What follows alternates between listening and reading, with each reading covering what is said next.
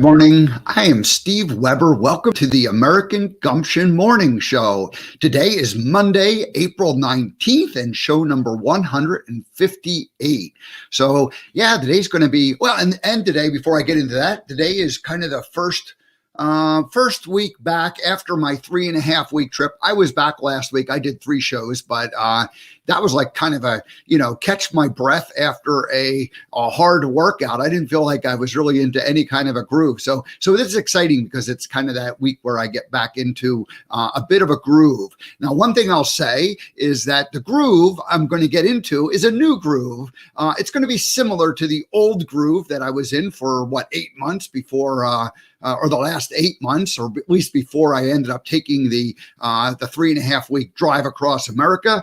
But anyway, the new groove is really going to be about preparing for when I actually go out and live and work from the road over the next several years.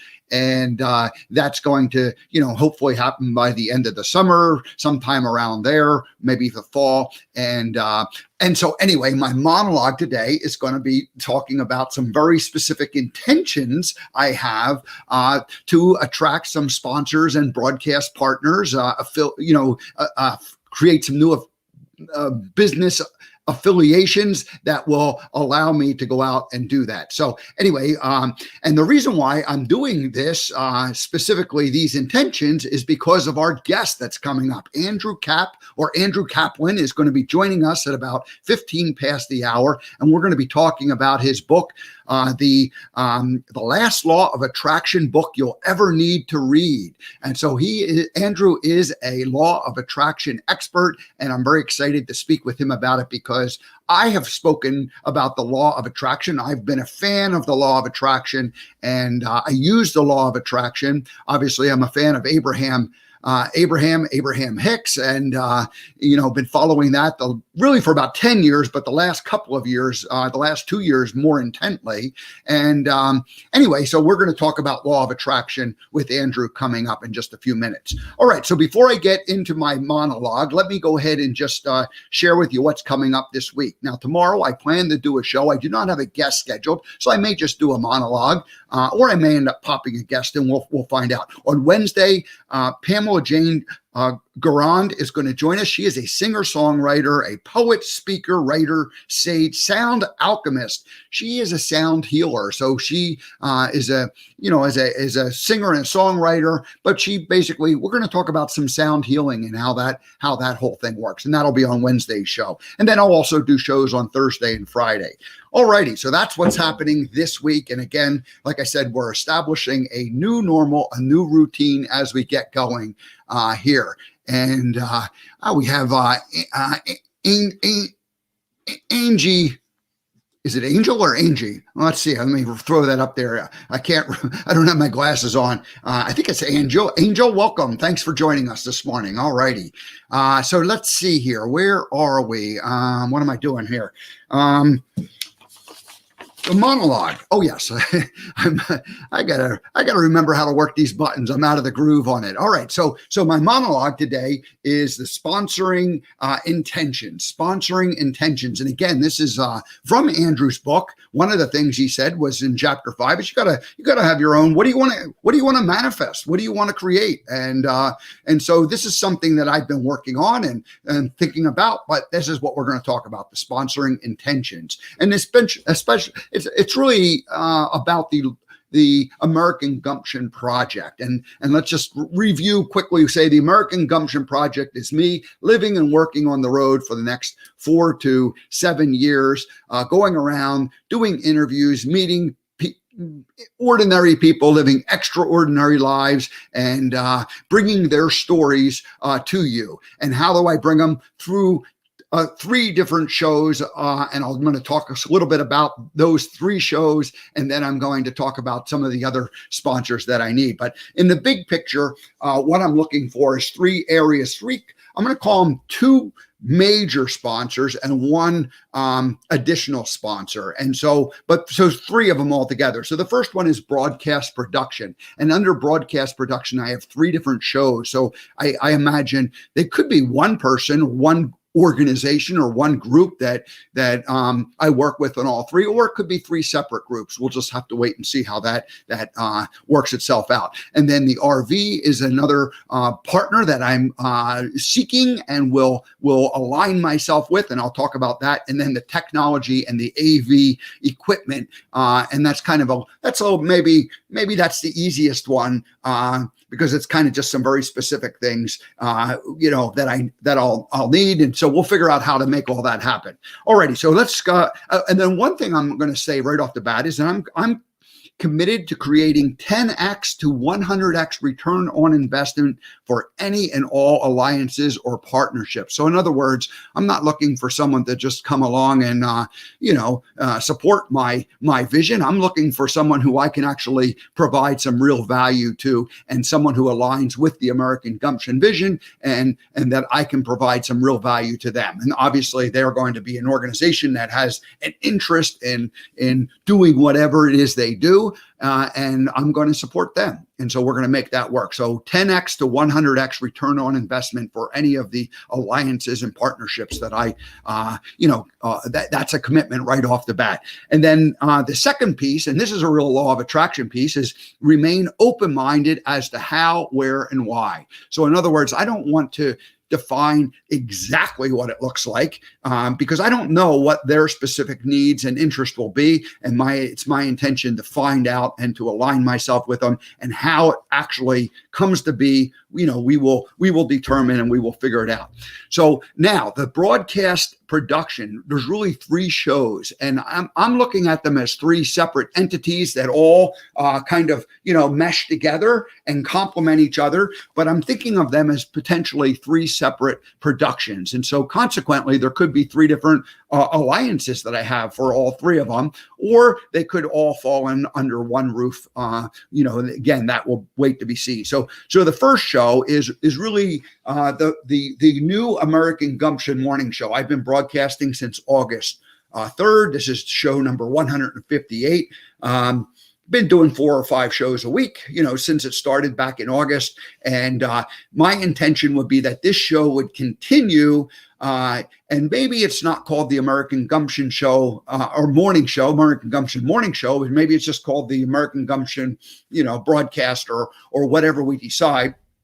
And it would be like maybe 3 or 4 times a week. So there wouldn't be as much, it'll just kind of continue in the form that it is. But instead of being like strictly a virtual show, which it's been since August 3rd, it'll be more of my studio in the RV, and people will come to the, depending on what part of the country, people will come and do, the interview that way. Or I'll do recorded interviews with people as I'm traveling about, and then play them during the daily broadcast. And then the third option would be, that it still could occur virtually. In other words, there could be some of the shows that get done just like they've been done ever since the beginning, where basically I'm in my studio and someone else is in their studio, and we're meeting via StreamYard or Zoom, one of those types of formats.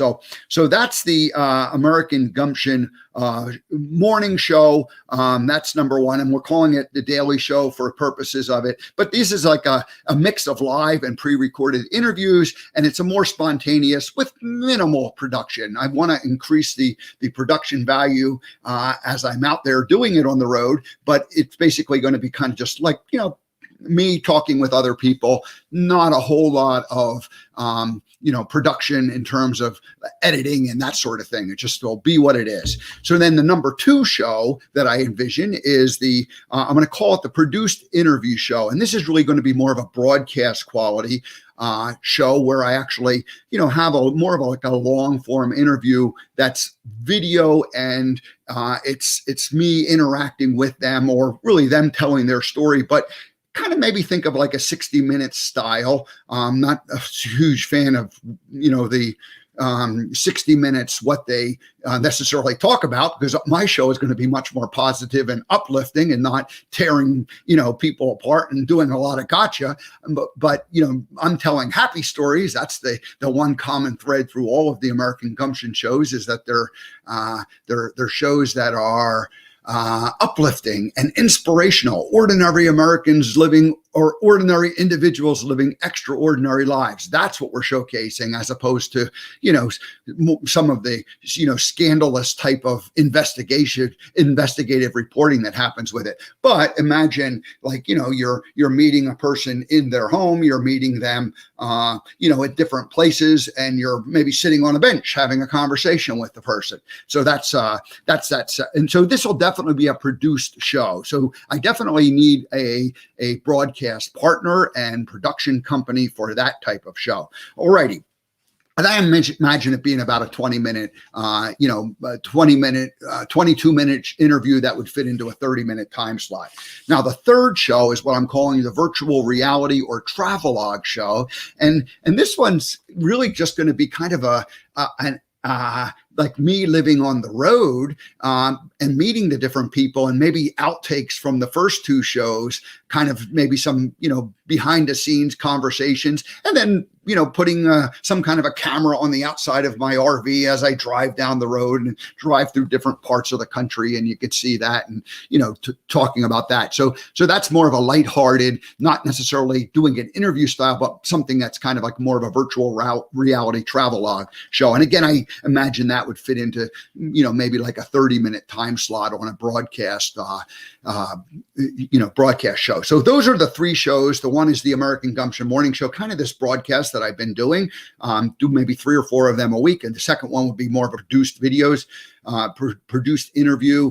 And maybe, I don't know how many you do a year, 30, 40. I don't know. I have no idea. And then same thing with the travelogue show, same thing, like maybe 30 or so a year, something like that. So the American Gumption broadcast, daily broadcast, you might do 150, 200 of them a year. Who knows? I'm not sure what the actual numbers of it. Either way, I'll be busy doing stuff all the time, but all three of those could work nicely. And again, they could be 3 separate broadcast production companies. I already have a pretty good idea of how number 1 could work with minimal effort. And number 2 and 3, though, I'll definitely be looking for some partnerships. Next partnership that I'm looking for is the RV. And I have some specific ideas on how I could partner with potentially an RV dealer and work with them and help promote them and grow their brand. It would be some type of an arrangement where I'm doing some ongoing work for them, whether they be appearances or promotional things, part of the show itself. And then that'll give me a chance to basically earn the ability to, have this RV to use and, be part of my rig. And that will change over time. It can be very basic to begin with, and it'll be more advanced as it goes along. And as I provide more value, then we can upgrade and have a better broadcast vehicle to go from. So I'm imagining an RV with a studio inside, instead of having like the living room and the fold out couch or sofa, sleeping bed. That would be like basically my studio, where I have the ability to set up my cameras on a regular basis, and a little studio that people come into the RV and cameras turned on, record, and have an interview. All right. That could be part of all 3 of the shows, primarily show number 1, but all part of all 3 of the shows. And then finally, the last piece is that just the basic technology that I need to broadcast from the road. I went and I did a little beta the last couple of weeks, where I traveled the last 3.5 weeks across the country in a car and stayed with friends along the way, and did some virtual shows from the road, and had some basic equipment, basically a couple of tripods, an iPad, an iPhone, and my computer, and it worked. And it was perfectly fine. But in terms of getting a higher production quality, there's some very specific equipment that I've identified, and I'll share that in a future broadcast, what I need. But basically, this equipment will be part of how I can, produce the American Gumption daily show or morning show, as it's now called, on a regular basis with a much higher production and broadcast quality. And the connectivity is kind of a big piece too, because the internet is pretty good for working out of the, using StreamYard and broadcasting from home. But in terms of it being something that's reliable from the road, there's some equipment that TV studios or TV stations use that's pretty standard equipment that allows them to do live remotes. So it's that type of equipment that I'll be looking to get. And then some cameras and microphones and lighting and, switching equipment to make it all interwork together. And that has all been identified. So I have a basic kind of a list of all that stuff that needs to happen. So maybe there's a company out there that, I partner with and, help to promote their business. And maybe we create some kind of a broadcasting network for the person who doesn't want to just do the thing from home, but wants to do something a little higher level, the next level up. Maybe I become a spokesman for that type of equipment. Who knows? We'll figure that out. Again,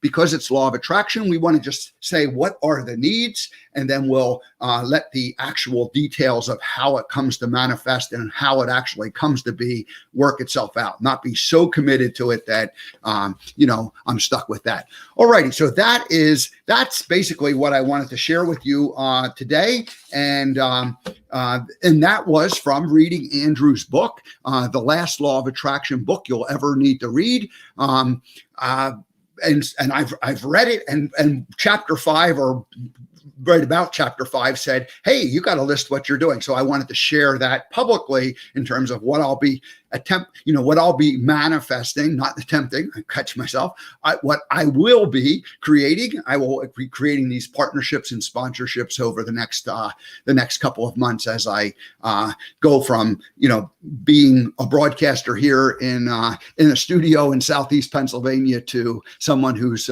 living and working from the road in the RV, broadcasting on a regular basis. All righty. So with that, I'm going to invite our guest, Andrew, to come join us.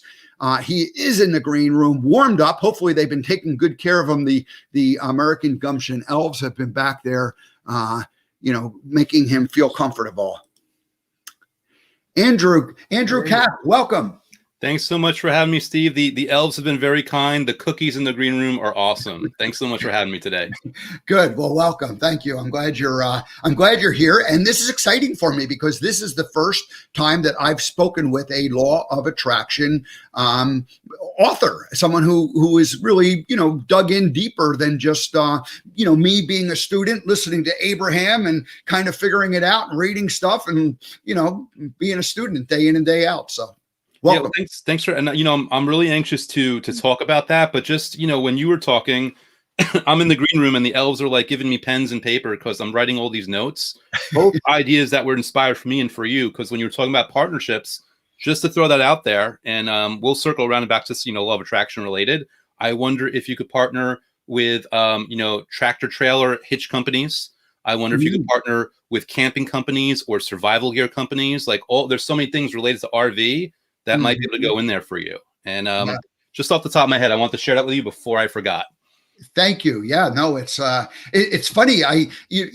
When you think about what I want to do, it sounds it sounds like I need a lot. And yet it really is very minimal, because once you identify exactly what you need, it's like, yes, there's equipment, and yes, there's a rig, and yes, there's, some different alliances. But once you focus in on them, then it's not that complicated. Mm-hmm. Yeah. And I'm sure other sponsorship ideas will pop into your mind just as you continue to do this, even through the conversations you have when you're pitching people. So I'm looking forward to seeing how this evolves for you, and looking back even 6 months from now where we're at and what you've done in that time. Awesome. Well, thank you. Good. So, hey, let me, so there's two rules here at the American Gumption Morning Show. When I have two rules about a first-time guest. And so, the rule number one is I get to read a bio, an intro of the person. I'm assuming you'll be okay with that. And then rule number two is I play a first-time guest welcoming song. We have a theme song that we play for first-time guests. So I'd like to read your bio and then play the song. Is that okay with you? Let's do it. Let's find out what my entrance theme is also, right? I'm looking forward to That's it. right. Well, it's the same as everybody else. And if we have you back, we're not allowed to play this because it's only for first-time guests. So, Gotcha. All righty. Well, let me go ahead and here, I'll rearrange the screen just a little bit. I'll put you in the big spot. There we are. And then I'm going to just let people know who you are, and then we'll play that song. So Andrew Kaplan holds one goal above all others through his various projects: genuine and sustainable impact. Genuine and sustainable impact. That's just short and sweet, but I love it. That says it all right there. His latest offering, The Last Law of Attraction book you'll ever need to read, offers readers a never before seen understanding of the topic. It does what no other LOA or Law of Attraction book has ever been able to do. It goes the extra mile and finally addresses why people who get excited about trying it, still can't manage to get it in the habit of using it and making the methods work for them. So this is an important ingredient. That's kind of the secret part of your book, is you go into it and like you're part cheerleader and you're part instructor in the book in terms of just, hey, you can do this, and here's how you do it. So I love that. The book has enjoyed continued success, including over 1,000 5-star rave reviews. It's been a #1 bestseller status in multiple categories on Amazon. And Andrew has a growing YouTube channel devoted to it. And I even have a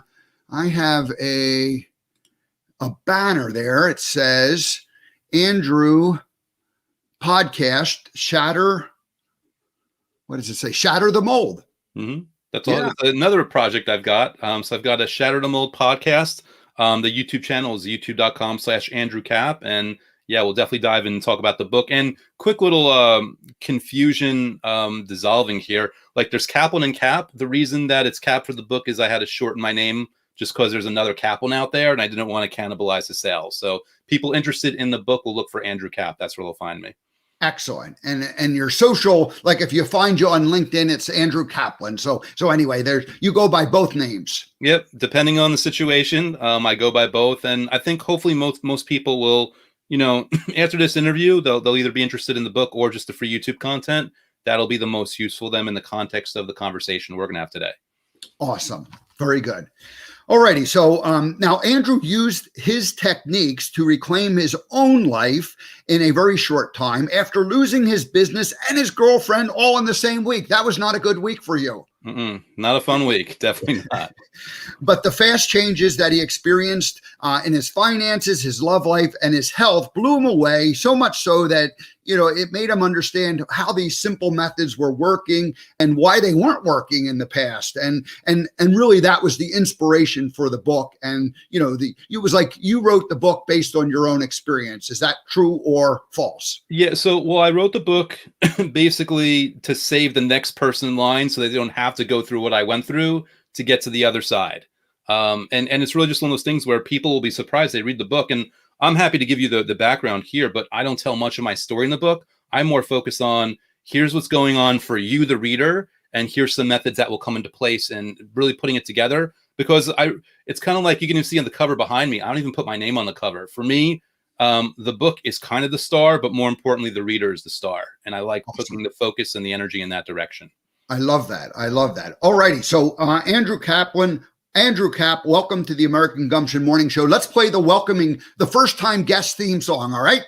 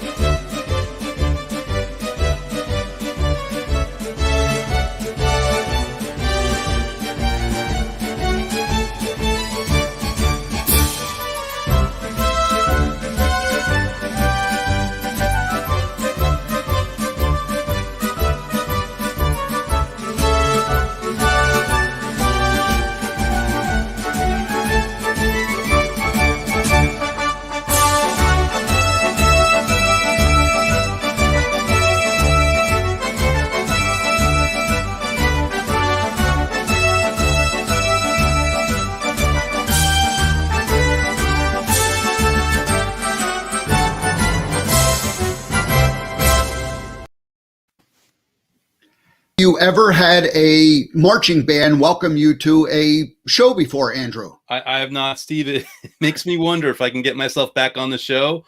What'll be the theme song when I come back? We'll have to figure that part out too, right? I don't have a theme song for a second-time guest. It's just you'll have some licensing issues. But I had a friend in college. He I don't know why. He was like big into NSYNC. He wanted to be like in a boy band, and he always listens to the song they had called "I Want You Back." That might be a good song if you can get the streaming rights.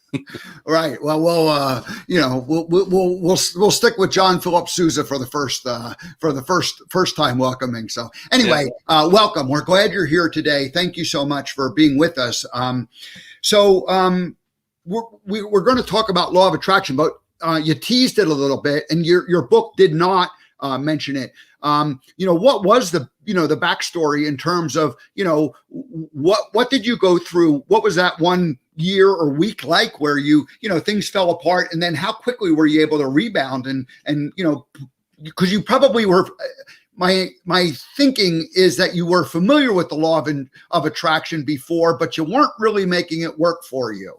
Yeah, I learned about the law of attraction back in 2004, and I was, a young entrepreneur. And I think, entrepreneurs and salespeople in particular, but everyone in their life, but those in particular, when they have to kill their own dinner, so to speak, and they don't have a steady salary, they find themselves going down the road of personal development, positive mindset, positive modalities, things like that. Law of attraction for me was one of many, and it kind of seemed to make sense, but by that same token, it was very inconsistent. I'd find out a couple of years later, I was the one that was being inconsistent, but that took me a little bit. It took me, because I had my own successes and failures, but 2008 rolls around. So we're 4 years that I'm aware of this thing. I'm kind of doing it. I'm kind of not. And I have what I guess called the worst week of my life in recent memory, where I basically lost what felt to me was like 90% of my life, because my business was like teetering and I finally quit it. And 3 days later, my girlfriend of 3 years breaks up over a text. So everything kind of like falls apart all at once. And obviously anyone in that situation, they're not really sure what they're going to be doing. And I was, I'm obviously there was a bit of a depression, but it was also a bit of an anger and a frustration. And I got really stubborn and indignant. And I was like, something's got to change here. Let me think. That law of attraction thing kind of worked whenever I actually did it and didn't stop. So I had this attitude of like, I don't care what happens, when it happens, why it happens, how it happens. I don't care about any of that. I'm going to go all in with this thing once and for all, which is really just saying I'm going to do 5 or 10 minutes every single day. Not all day, every day, because I knew that I was going to burn out no matter what. I'm only human. But I was upset enough and frustrated and therefore motivated enough that I can do 5 or 10 minutes of gratitude or visualization every day. And to answer your question about like how long it took, like these results were miraculous, because 2 weeks later, I felt better, which is saying a lot with a broken heart. 3 months later, I'm over my ex and in a brand new, way healthier relationship. 4 months later, I'm making more money than at any point in my life before then. And 6 months later, like everything's different. I'm in the best shape of my life. I'm waking up happy and fulfilled. I'm running on all cylinders.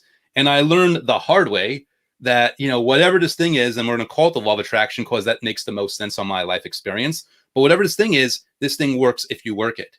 And I didn't learn that from a guru or from a book or from a mentor. I learned it through my own life experience. So no one could really take it away from me. No one could recontextualize. It was there. And ever since that day, I've had more ups and downs, ebbs and flows, but whenever I've stuck with it, everything has always been better. Everything has always gone better. And I even used it to get this book out there, to get the, I guess now 60,000 copies sold, and, to get the YouTube channel going, to get the 5-star rave reviews, to get all the positive momentum. I've been very intentional in that way. It's even in part of the book where I do it.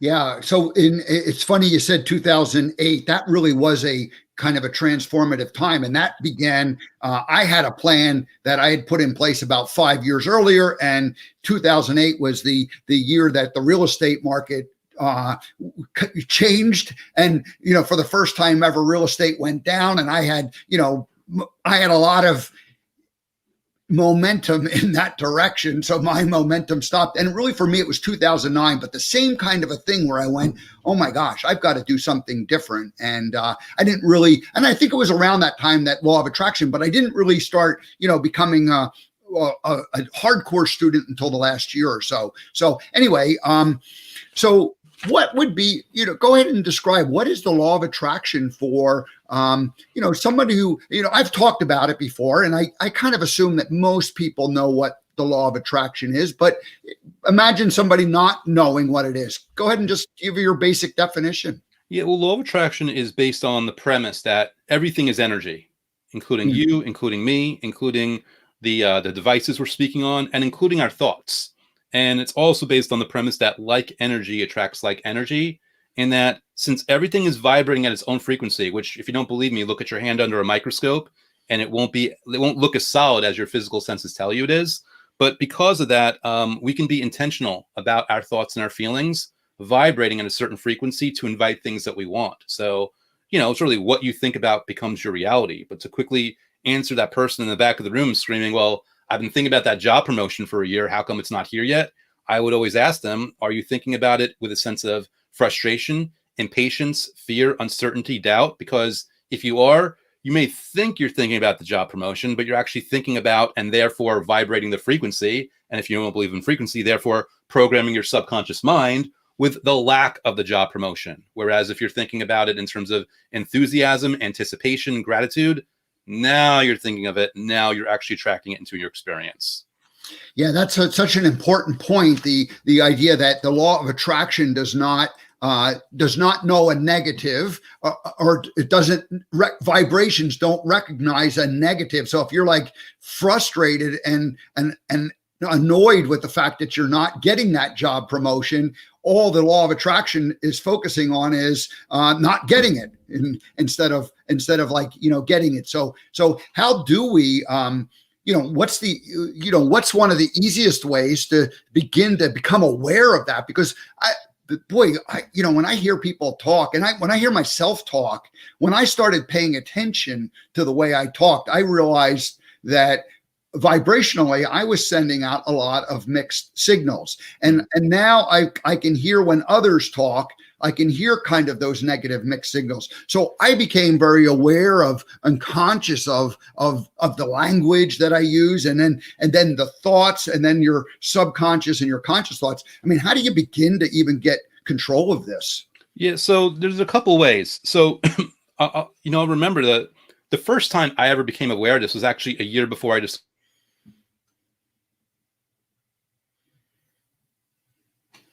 with a friend, and I was telling him about my life and my business, and he's like, dude, stop right now and scroll right up and read what you wrote.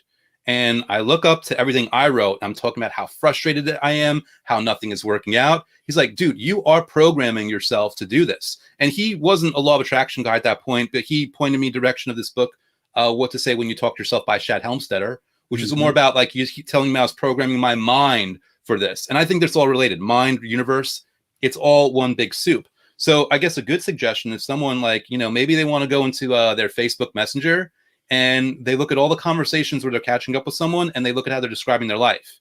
And some people, they like to fake. So they might not even saying bad things. They might be saying good things, but can they remember themselves lying about it and actually feeling bad? So they should go through those conversations, and whether they're physically verbalizing something where it's clear what they're talking about, or they know that when they were typing it, they felt the complete opposite. Those are very good ways of being self-aware. However, even though that's a nice piece, a nice, really good cheat code, which, by the way, Steve, is a cheat code to everything. Let's make this nice and simple. It's just feeling gratitude for 5 minutes a day. Because when you're doing that, if you are intentionally putting yourself in the space of feeling gratitude, things will auto-correct without you needing to. And it might be a thing where that first day you feel gratitude, it's actually legitimate, and then you go about your day and something negative happens. And you're like, well, this isn't working. It's like, whoa, stop. When you're lifting weights, the first day you're bench pressing, you can't expect your body to transform in one day. You're starting a process and a pattern. And what's going to happen is you're going to do those 5 minutes a day, and then something will get you in a bad mood, fine, but you're going to move on with your day. The next day you're going to wake up, you're going to do another 5 minutes, and then something else will happen. Maybe it's fine. Maybe it'll feel worse, maybe not. Maybe it'll last longer, maybe not. But over time, as you continue to do this gratitude every single day, you're going to naturally become more self-aware. You're going to naturally, without having to try to do it, you're going to raise your self-esteem. You're going to notice things happening in your life that are better. And as studies will tell, you're going to sleep better. You're going to reduce your anxiety, and all these things are going to happen. And all of a sudden, you're going to be on the offense, where you're going to notice yourself thinking things, you're going to turn it around in the moment. And also, while those moments of happiness are going to increase, those moments of unhappiness are going to be less frequent. Gratitude is really the the foundation of that. Appreciation. Do you differentiate a gratitude and appreciation? Because some people have. I'd like to hear your take on the two of them. Yeah, it's interesting because you mentioned Abraham Hicks, who I'm a big fan of. I love the style of that content. And I remember one time I posted in Facebook about gratitude, and an Abraham Hicks person's like, no, it's appreciation.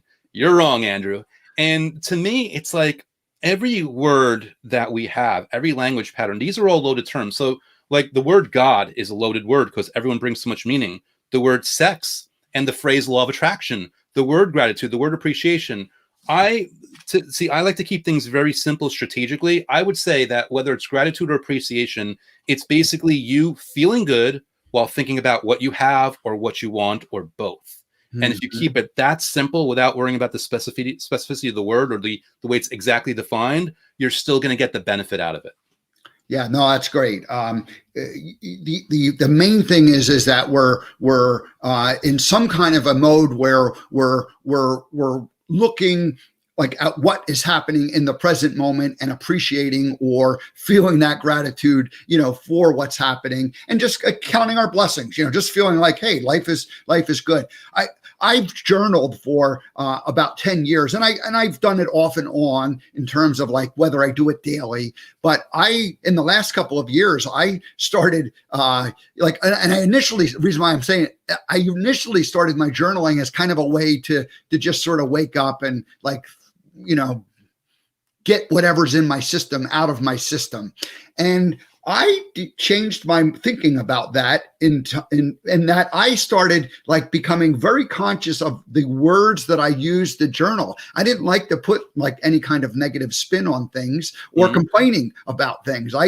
So I would, write something and I'd go back and I'd self-correct it in terms of like, making it more positive. So a gratitude and appreciation really does go a long way.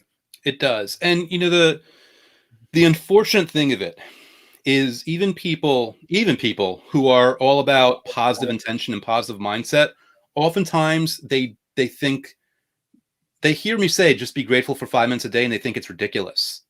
And, you got to wonder, well, why is that happening? Well, is it something that they tried in the past and it didn't work? Is it something where it seems too simple? Is it something where it seems too easy? Like, what's going on in the background that's happening with that, especially since I know, based on my own life experience and based on the experiences of people that I've worked with, that it actually is that powerful and that simple. And one of the things I talk about in my book is what I define as the ego. And you probably remember, I know you read it, like, I talk about three minds. I talk about the conscious and the subconscious and the ego that's right in the middle. The ego being way stronger than the conscious mind, which is very relevant, but nothing being stronger than the subconscious, which is also really relevant. And the ego, as I define it, is that piece of your mind that has only one job in this world, and that's to keep you alive, which might technically be bad news because right now, anyone listening, whatever money problems you have, whatever relationship problems you have, even whatever health problems you have, your ego, from its perspective, knows that you are alive in this moment, and it doesn't want to risk the status quo. Meaning there might be someone out there who might want to use the law of attraction or gratitude exercises to get rich and famous. But for all your ego knows is when you become famous, you're going to get a stalker, and that's a threat to your survival. For all your ego knows is when you get rich, distant family is going to come out of the woodwork and try to take your home from you or sue you or something. It's a threat to your survival. So your ego actually loves you. This is a misguided attempt to keep you safe. But by that same token, since it only cares about your survival, it doesn't care about your satisfaction, about your fulfillment, about your happiness, about your comfort, or about anything like that. Meaning the now challenge becomes, well, this, by the way, is why we talk ourselves out of things. This, by the way, is why someone's saying, oh, it's so ridiculous that Andrew says that 5 minutes of gratitude is enough. And this is why people try it and they fail, because they actually are doing it for the wrong reasons, which we'll talk about later. But this comes down to, okay, what do? Well, let's bypass the ego, access the subconscious mind, which not only is a supercomputer in its own right, which can govern our behavior and activities to make us get closer to the finish line of what we want, but it will also vibrate through the universe for us and invite great things. And the way to do that is to simply finding a method that you enjoy for only 5 minutes a day so that it doesn't feel like such an uphill battle. And if you enjoyed enough to do it and you do it for the sake of doing it, the ego is going to have a lot more of a difficult time talking you out of it. Whereas it has a much easier time talking you out of working out when you don't want the pain, or you don't want to risk injury, or you don't like going to the gym, or you don't like all these inconveniences. It's a lot easier to say no to that than it is to you sitting down for 5 minutes and just feeling good. It's really important what you said about the conscious mind, the subconscious, and the ego being in between. If you think of a pyramid, right, the conscious mind is just that very, that top 5%, or like an iceberg, right, that shows up above. And then the subconscious mind, they say, is as much as 95% in terms of just automatic behaviors without. And so you're saying, and I never quite heard it described this way in the book you wrote, the ego sits right between that, the conscious mind, that small part, and then the bigger part, the subconscious mind. And you said the ego will overpower the conscious mind, but the subconscious mind can overpower the ego. Yeah. Any part, any of those, either the conscious or the subconscious trying to go up against either the conscious or the ego trying to go up against the subconscious, it's like wrestling a grizzly bear. It's not going to work out because, like you said, it's so much of that pyramid. And every part of your mind has its purpose. I mean, the ego serves you in many ways. You want it looking out for your survival. Back in the day when we had to worry about saber-toothed tigers, it was really important to make sure that ego knew that when it saw like weird stripes or spots through the bushes, it's time to run. So there's a real purpose and a real importance to this. But by that same token, since it can't anticipate the future and the fact that your survival rate goes up when you're happy and successful, you've got to find strategic ways of going around that. So then the question becomes, all right, so this big, massive subconscious mind, how do we get a control of that? How do we become, because, we want to be conscious, right? The conscious mind wants to have a healthy, loving relationship. It wants to have a job that we make more money at, and yet those subconscious mind is working.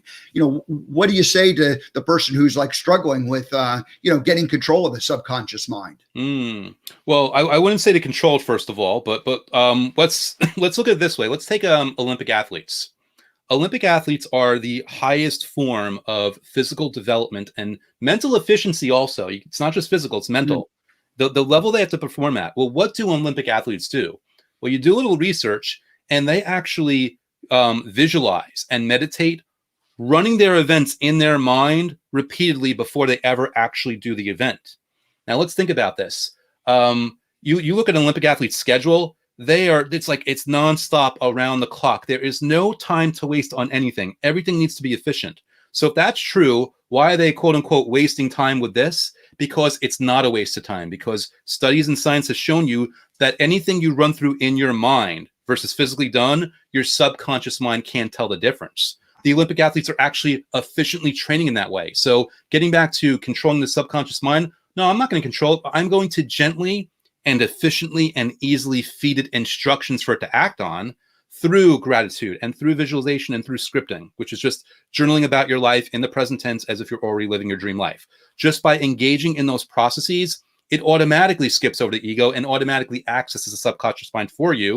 And it's just like a gentle little nudge. You're not trying to control it. You're giving it the instructions so that it has the control of its own to actually do what you want it to do. So you're really taking your conscious mind and instructing the subconscious mind with some simple techniques or methods to kind of reprogram it, or to program it. Maybe, I guess it would be reprogramming, because the program's already there and it's running on autopilot. And so the goal is to tweak the program so that the autopilot part becomes working towards your advantage and towards your benefit. Yeah, it's kind of like, and I'm making this up on the spot, so let's see if this actually makes sense. Okay. It's kind of like at a restaurant, the person ordering is the conscious mind, the person delivering it is the subconscious mind, and the ego is the manager, like looking over and making sure everything's going well. And the reason I say that is because this is about strategically using all parts of our mind where appropriate. We are strategically using our conscious mind to consciously and intentionally decide what we want to feed to the subconscious. We're intentionally using the subconscious mind to do the heavy lifting just by giving it those instructions. And we're actually also strategically using the ego, because here's the cool thing about the ego. When you level up in your life, the ego looks around and it's like, I'm alive. I can't risk changing this. So now it's protecting your new level of happiness. This is why certain people, they go and they make 6 figures and then they lose their job. And within a year, they're making 6 figures again by hook or by crook. It's because that's their new internal financial thermostat. So whatever level of peak happiness or success you achieve, that's now in there, that's now safe for the ego. So it's also going to fight tooth and nail to help you. All 3 can work in the right way when you're very strategic and intentional about how you approach each 3, depending on how each 3 are meant to respond and react and behave. You know, we grow up, we're raised in families, we get programming as young kids, and we go through our lives. And if we don't ever change any of that, then you have that, you know, that 5% of the conscious mind saying, I want to make things different. And yet the subconscious mind is still kind of running that program from years and years and years earlier. So it's really a matter of using the conscious mind to begin to reprogram it and examine, you know, those beliefs that we've had and carried and habits that we've had. And do we want to continue those? It's a big job to, you know, undo some of that stuff. Yes. And this is why I'm a huge proponent of doing something every day, which is also why I'm a huge proponent of finding something enjoyable. Because if it's not enjoyable, you're not going to do it every day. And if you don't do it every day, you are not really going to be successful in that regard. It's, you know, an example I often give people is I've yet to find an American football fan and have them say, oh, you mean I have to go to the Super Bowl this year? It's like, no, they're excited. They don't even care about the long plane ride. They don't worry about baking out in the sun all day waiting in the stadium. They're a football fanatic. They're excited to be there for the Super Bowl. And by the same token, to me, the real job, the real mission is in experimenting with these little gratitude methods so that you enjoy them enough that they become something that you get to do rather than something that you have to do. They become a choice rather than a chore, because when it's in that mode where it's something that you look forward to every day, it becomes an easy part of your routine. And therefore, that's when you're leveraging everything and everything starts turning around for you. What is your routine like in the morning? I mean, tell us, share a little bit about your routine. How are you making this all work in your life today? Absolutely. Well, first of all, I take my own medicine. So every so often, I'll just do a method from my book just because it's fun. But and I also remind people, you want to make this your own. So a lot of people want to begin their day, but some people prefer the middle of the day. Some people prefer the evening. So I'd always say, whatever version or time of the day works for you, that's the time that's right. What I'm personally doing right now, which, by the way, I'm in my 4th year of doing this, is I pull out my phone, usually in the morning, and I hit the recorder button, the record app, and I leave a message of all the things that I'm grateful for. All in the present tense. Some are happening and some I know they're going to happen. And I send that message off to my friend across the country, and he does the same thing for me. And what's really cool here is, again, I'm a strategy guy. I've strategically installed social pressure into this, even though I enjoy it because I don't want to let him down. So every single day, I'm recording something for 90 seconds to 5 minutes, feeling gratitude. He's doing the same thing. Sometimes he sends the message first and inspires my message to him, and sometimes vice versa. And the cool thing is, we've been at this for so long that we've seen incredible changes in our lives. He was there before the book was published. He was there, me talking about the 5-star rave reviews and, you know, all the thousands of sales and, you know, the YouTube channel. And now he's still hearing the same message in the present tense with the same enthusiasm, only now you could look around and it's actually happening. So that's my personal one every day. Me and my friend, we exchange these gratitude messages without fail. Every single day. We have not missed one day in over 4 years, in the 3.5 years of doing this right now. So you have an accountability partner to hold you, and there's the real value of an accountability partner is that, you know, you said social pressure. It's like, hey, I've got to, you know, this person's counting on me, but it's not just like they're counting on you. It's like it's motivating you to do it, and then you're getting their feedback, and you're motivated by what they do. Yes, and I'm doing it again because strategically it helps, but I want to emphasize, that's really nice. It makes it a lot more enjoyable, but neither me nor anyone else listening needs an accountability partner. If you could find one, awesome, leverage it, enjoy it, but no one needs it. You can do this you can pull out that phone and record the message and then delete it without sending it anywhere. So you can still do whatever any method from my book, any method you find online, anything, you can still do it every single day. The key is to make it fast because you're a busy person. And that way you can do it every day without feeling rushed, and make it something that's fun, because some people, they like to handwrite. Some people, they like to type. Some people, they like to speak. Some people, they like to visualize. Some people like to do every little thing. It's up to you. And you can do as many methods as you want, or just one method every single day without fail. As long as you do something every single day and you enjoy it, you're on the winning track.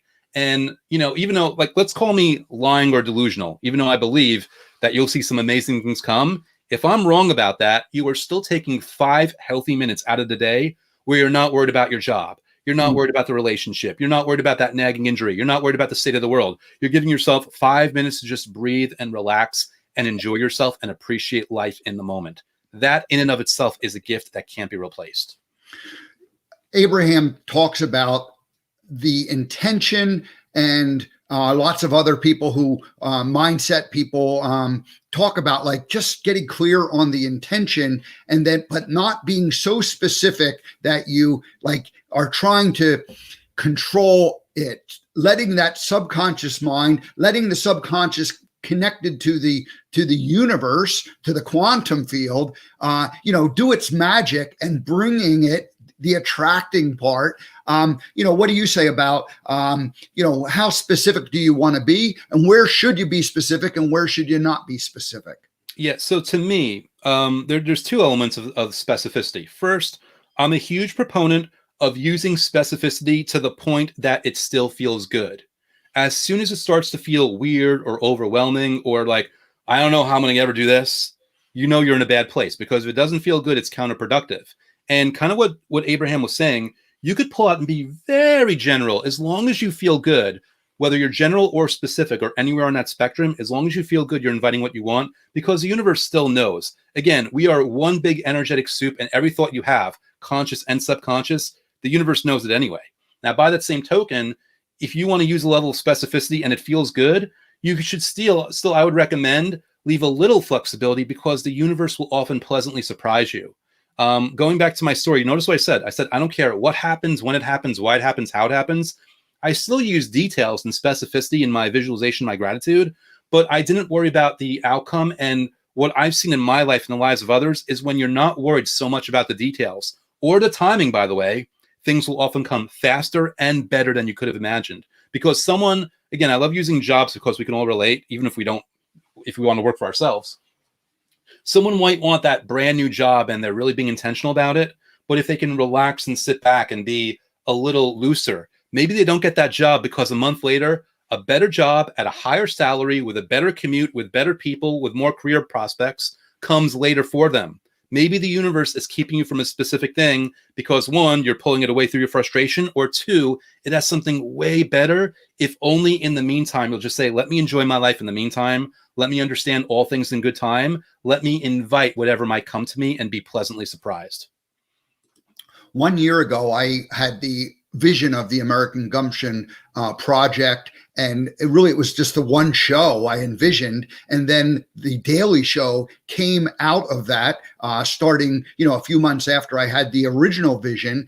And when I was preparing for my monologue today, I was a lot more specific than I was a year ago. And yet I was also intentionally unspecific about exactly the way some of these alliances will look, because I don't know who the partners are at this point, and I didn't want to try to define too much what would be a benefit to them or what their needs would be, because I just don't understand it yet.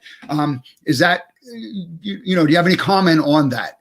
I mean, I think that's great. And I'm sure when you were doing the show and you weren't really looking at me backstage, but there were a couple of times I pulled out my phone, because remember I told you inspired thoughts for you and for me. I love coming up with methods with just easily identifiable names, because it makes it fun and it makes it easy to process and do. So while you were talking and I heard you talking about that, I invented a brand new method called the Can You Top This? But U is the letter U for universe. Can you, as in the universe, top this? And it's a method where I'm just making up right now, where what you should do is you should write down a list of things with the understanding of universe. Go ahead and do this for me if you want, but also I dare you, I challenge you to do better than this. I dare you to come up with a better detail. I dare you to change the speed up on this. I dare you to do whatever. And by the way, if I'm wrong and you just make it this way, that's cool too. So it's all about, being loose about it, having fun, being open. And as long as you feel good, like some people, again, like there are certain people where a deadline, at least they've convinced themselves of so, a deadline will serve them. But for me in my life, a deadline's never been good because it's always installed this extra level of unnecessary pressure, and it just hasn't worked out. So as soon as I figured that out, I'm like, listen, I'm going to sit back and relax. I'm not going to sweat the small stuff. I'm not going to worry about the timing. I'm not going to worry about the details. But by the same token, I am going to visualize different specifics with different levels of specificity from the sense of this would be fun. And even Abraham Hicks likes to say, wouldn't it be nice if? Wouldn't it be nice if? That's one of their things that they say. Have that open attitude. So I guess that's my long-winded way of saying I loved your approach. I agree with it. I do it. And I hope others might be inspired by it and try it themselves. Thank you, Andrew. Our mutual friend, Kathy Mason, who is really the reason why we got connected, says hello. And she also says, can you top this? Yes. I think she likes what she's hearing there. And Kathy's awesome. Kathy, so great to see you.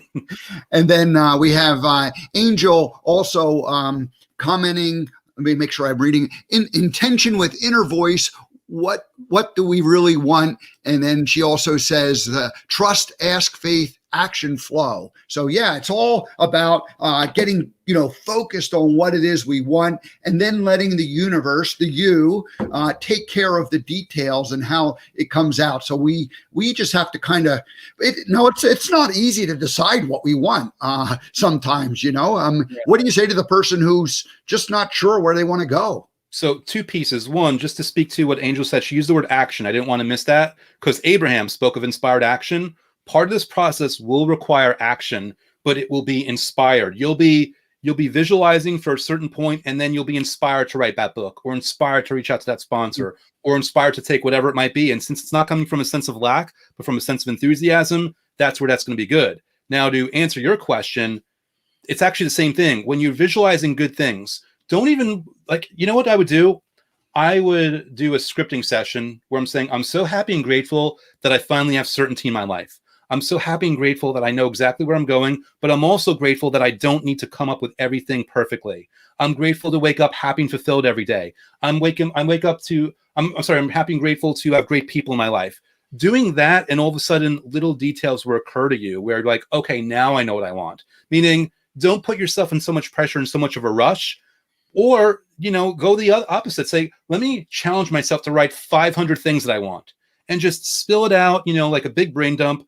And maybe then you read the list like, you know what? I only care about 20 of these, but at least I forced myself to spit it out because the truth was hiding in plain sight in this illusion that I really don't know what I want. Because what we really want, we all want to be happy.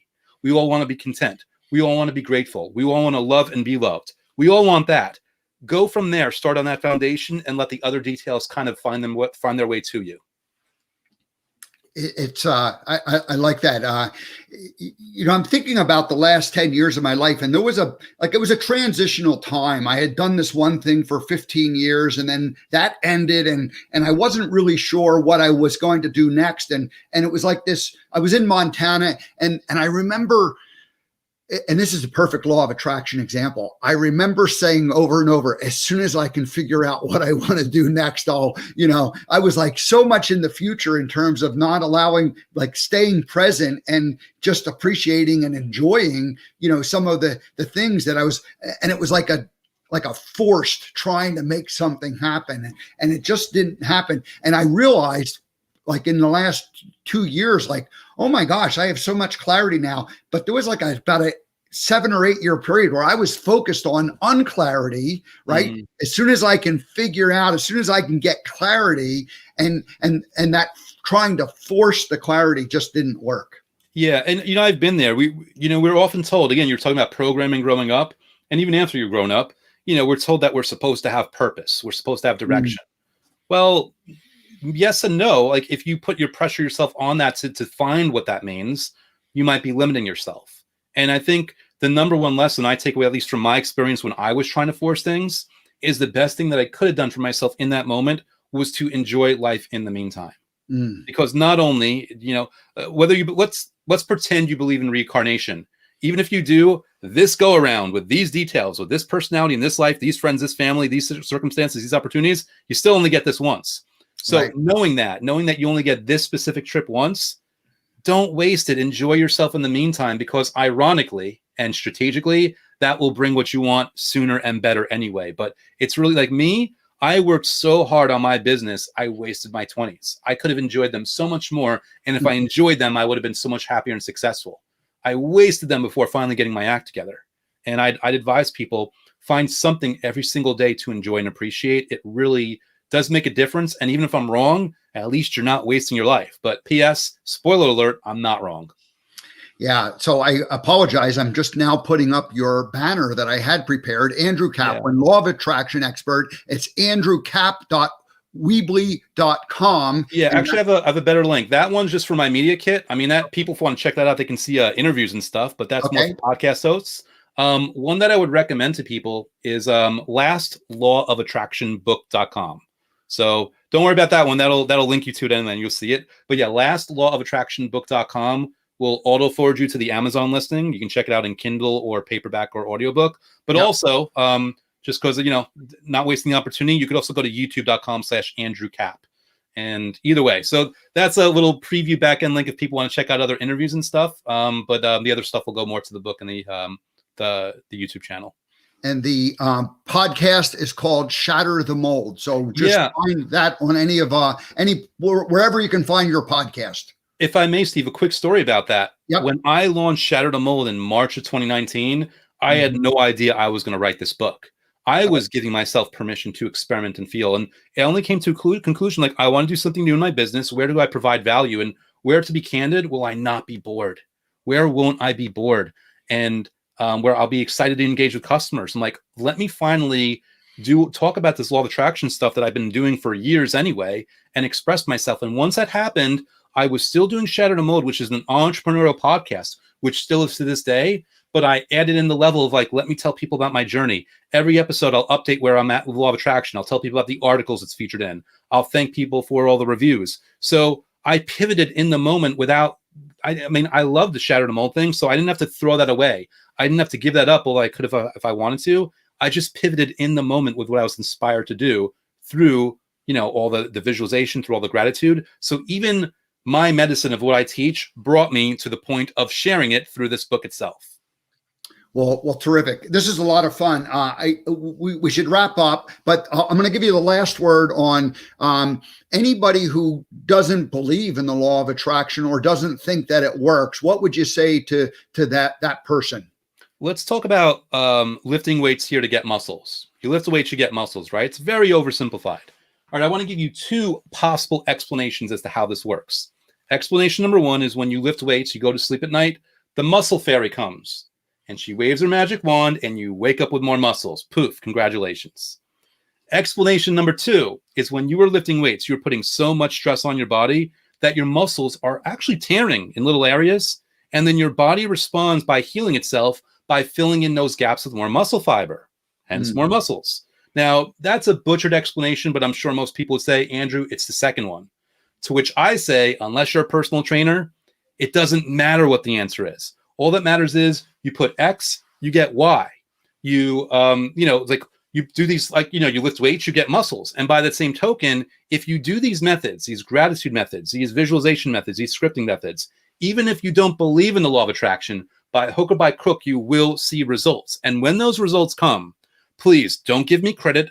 Don't give my book credit. Don't give the universe credit. Don't give energy credit. But at least recognize that when you did that thing, you got that result, because then at least you can keep doing it and keep getting the benefit, whether you believe in it or not. And again, if I'm wrong or lying or deluded or anything else, feeling gratitude for just 5 minutes a day is a win in and of itself. And P.S., quick final thing, most people mess this up. Don't do the method to get the result, because when you're doing the method to get the result, you're putting out the vibration of a lack of the result. Do the method for enjoying the method. When you enjoy it in the moment, then the result will come. Do the method in the moment to enjoy it. That's the key. Whether you believe in this or not, try it. You will thank me later. Andrew Kap, thank you so much for joining us today. This was a fun conversation. You obviously have, I love the fact that you put the method to work for yourself and you're using it every day. And it's something that goes on, right? We're never like we're never done with this. It's the journey. And so the journey just keeps going, and we want more. We want, better relationships. We want different things in our life all the time. And the law of attraction is a beautiful way to live your life and achieve those things and feel like you're, you're creating the life that you want. Yes. Not only do we want more, we deserve more. And it's high time we acknowledge that for ourselves. Everyone listening is worthy of this. They need only step into it. All righty. Well, thank you, Andrew. This was great. I had a fun time talking with you. I thank you. I would love to have you back again. We don't have a song to play for you, other than that first time guest theme, but this was fun. So thank you so much. Thank you, Steve. It would be my absolute honor, song or no song, to be on again. And I really appreciated the intentionality of your questions. Thank you so much. All righty. Well, thank you. See you next time. Wow, that was great. We went just a few minutes long. That's okay. I'm going to just go ahead and wrap up and close this show down. Tomorrow I will be here, probably a monologue only segment, so it'll be a short show. And then Wednesday, Pamela Geron, she is a singer-songwriter, and we'll be talking about sound healing on Wednesday. All righty, that's it. We'll see you tomorrow.